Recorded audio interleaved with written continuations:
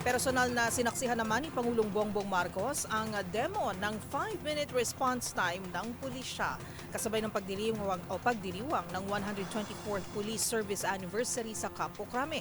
Bumida rito ang mabilis na police deployment at paggamit ng body cameras. Ang iba pang detalye ihahatid ni Let Narciso.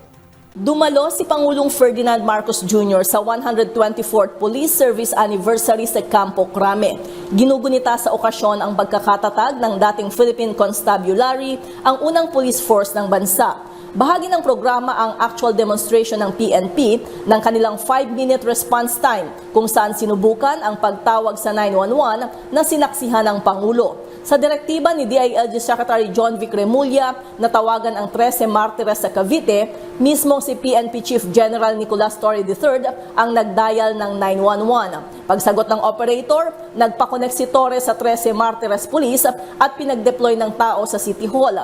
Pero dahil wala si Mayor Gemma Lubigan sa City Hall pagdating ng pulis, pinapuntahan ito sa bahay.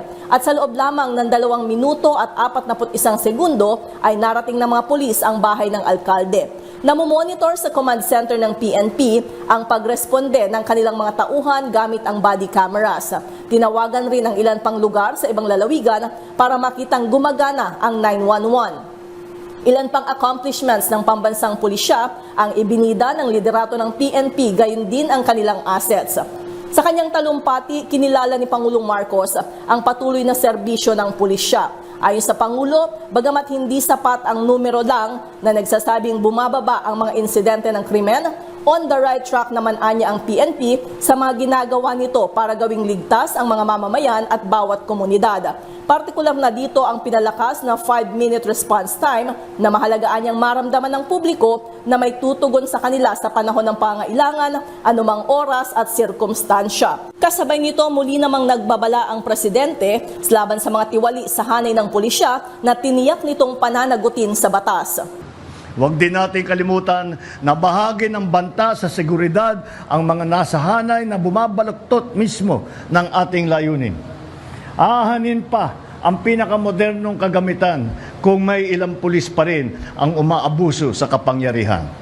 We will continue to investigate and hold these people accountable within the bounds of the law. We do not condone wrongdoing among those who are sworn to uphold the law and to protect the citizens of our republic. Inuulit ko, walang lugar ang katiwalian sa ating kapulisan. Para sa MBC TV Network News, ito si Let Narciso ng DZRH. Una sa Pilipinas, una sa Pilipino.